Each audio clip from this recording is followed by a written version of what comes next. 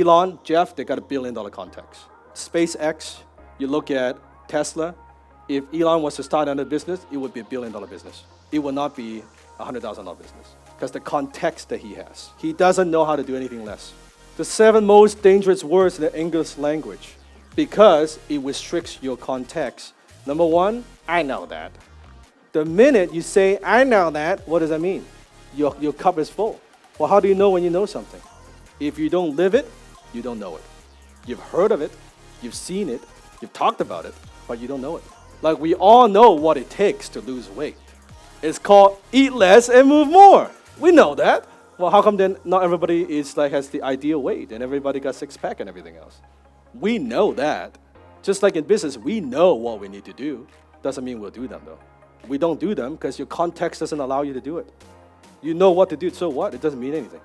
So from now on, the high-ticket mentality is, I don't know it, please write this down, until I live it. I've heard of it, I've seen it, I don't know it. Day 2, when I talk about social media, some of the things you may know, but are you living it? You say, I know I'm supposed to create content. Yeah, I know you know, but are you doing it? Are you doing it consistently? Not really. So I know that. Next 4 words that are the most dangerous. My business is different. My business is different. My industry is different. Great. When you have, I know that my business is different, you might as well not be here. Because I got nothing to teach you. Because what if I teach it's nothing would go in anyway. Has nothing to do with me though, by the way. Your context is full. Doesn't matter I give you gold.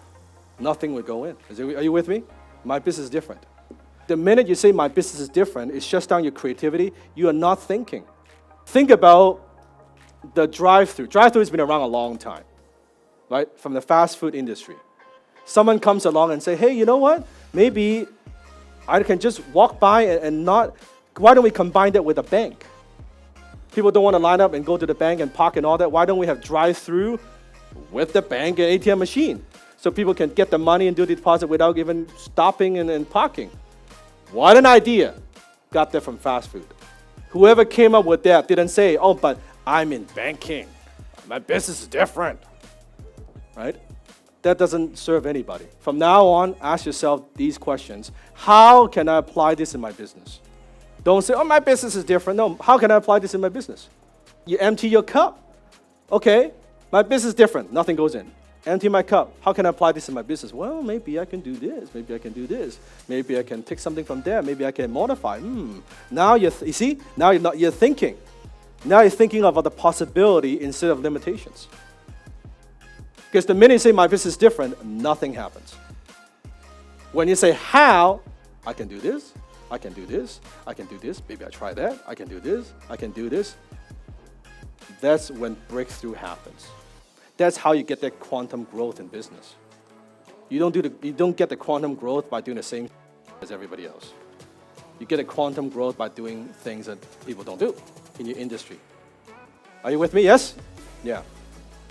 Your business is a reflection of you. Most business and financial problems are personal problems in disguise.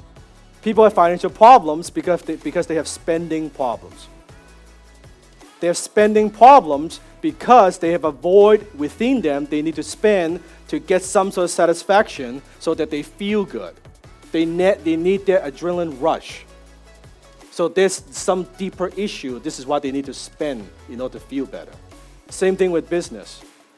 When you have problems with sales, chances are maybe you have problems with picking up the phone and talking to people, right? You have problem talking to people because you don't want to get what?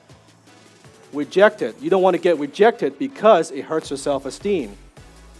Why does it hurt your self-esteem? Because there's something within you that, hey, you take it personally. That, oh, yeah, someone says no to me. Man, it means maybe I'm not good. I'm not good enough. So I'm reluctant to make those calls, and you're reluctant to make those calls. You don't get those sales, and reflects in your business. Your revenue is low. Do you see that? You see how this works? Every single problem you have. People say to me, oh, I've got an employee problem. None of us have an employee problem. It's never an employee problem. It's always a leadership problem. Why? Because who hired those people? Who hired those people? No one point a gun to your head, you got to hire me. You interview them, you pick them, you choose them, you put them in that role, you train them or not training them. That's why you're a bad employee. It's never about that. It's always leadership. So when you have sales problem, which we'll go into day 3, you do not have sales problem, you have sales skill problem. The problem is not sales, but the problem is you can't sell. You don't know how to sell yet. If you have, I am not selling enough of what I do. It's not the issue. The issue is the offer. And what is the offer problem? You don't know how to craft one.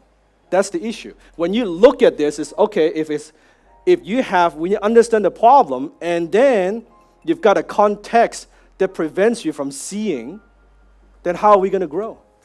We're not going to grow. And you could argue all day. Look at the results. I used to argue for many years until I found my first mentor. I thought I'm a smart guy. I work hard. 13 businesses, 13. Maybe I don't know everything. Maybe I ain't as smart as I thought. It's funny. Dumb people think they're smart. Smart people know that they're not smart enough. They want to learn more. You talk to Einstein. He's nothing, I'm a genius. No, he doesn't think I'm a genius. He says, I'm just a regular guy. I just try more. That's the difference. The dumb people say, I don't need anything. I don't need to read a book. I know everything, right? It's funny how it works. So you don't have an income problem. Please say this with me. You don't have an income problem.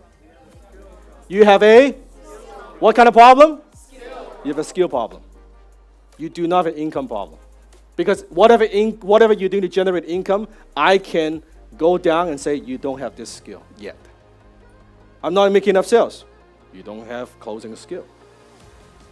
Oh, my team is not performing. You don't know how to coach them. Oh, I'm not getting enough leads. Yeah, because you don't know how to do lead gen. Oh. See, the minute you understand that, you can fix it. Because now you can, okay, because before you're like, what's the problem? It's never the problem, it's how we think about the problem. Write this down. It's not the problem.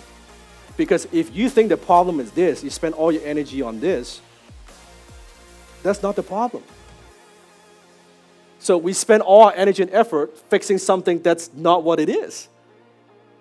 Right? It's like hiring. Oh, my employees are bad. Let me fire them and hire them again. Okay, the second person, just as bad as the first one.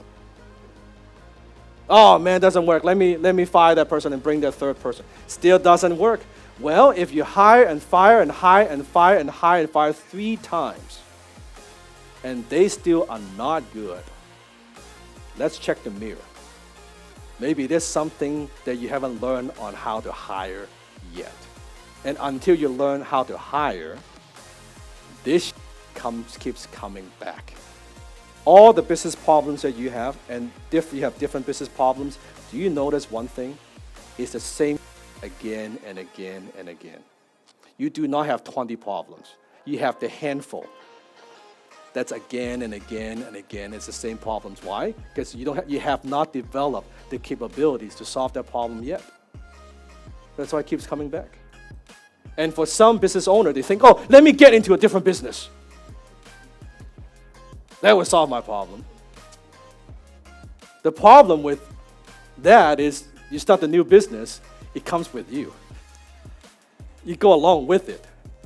And then they will notice, how come the same problem I had from the previous business, the same is happening in this business? There's one thing in common in the equation, it's you. You don't know how to sell in this business, somehow you get into this business, you will know how to sell? Like sales would, no problem. It would solve my problem. You still don't know how to sell. So it's not the problem, it's how you think about the problem. Part of the awareness I want to coach you on in the next 3 days is to have the awareness to solve the true problem in your business. Not what you think it is. Most of the time, it's not what you think it is.